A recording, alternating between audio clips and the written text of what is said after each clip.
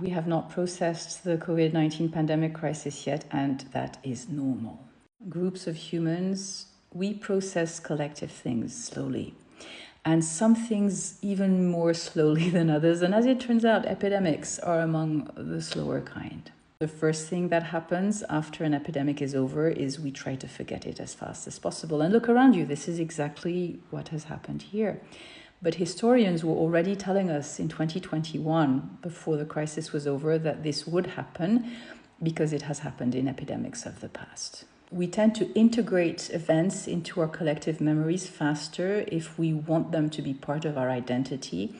And this usually happens when we're either particularly proud or when we feel uniquely victimized. So if the dominant emotion coming out of something is, yeah, we're the best, or never again, we remember these things. But after an epidemic, the dominant emotion is frustration and a feeling of not quite enough. Sure, we did our best, but our best may not have been up to our expectations. And although coming through an epidemic like the one we just came through can be understood as a victory, it's a very strange one where all the people who are saved are invisible.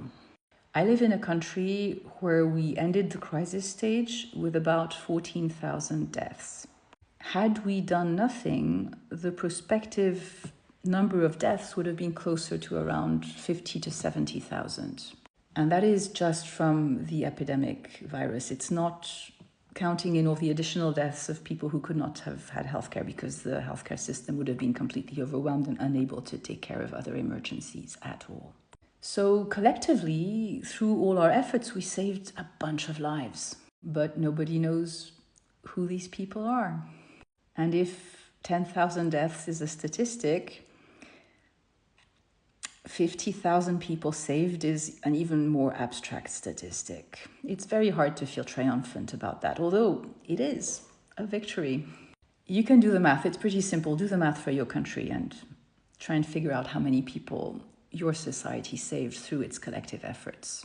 Give yourself a pat on the back and feel proud. We'll hold a minute for that here. But of course, the victory is not the only aspect. There are frustrating elements as well. There are areas where it becomes apparent that our societies were not rising to the occasion, or maybe we personally were not rising to the occasion. Pandemics show our flaws. And once we've seen them, it's hard to unsee them without a lot of effort at denial. And then there are the lessons to be learned, and some of them are very obvious, but a difficult political sell. For example, it's clear we need to train more healthcare providers. There is a worldwide shortage of nurses and physicians. But this means that outside of a crisis, we should really have a bit too many. And that costs money. And budgets like that are a hard sell, especially in the wake of a pandemic and with many other things going on in the world now. But it will come. It will come. The processing, it will come. It just comes much later. I'm expecting it to happen later and perhaps piecemeal. It's not that we never do that.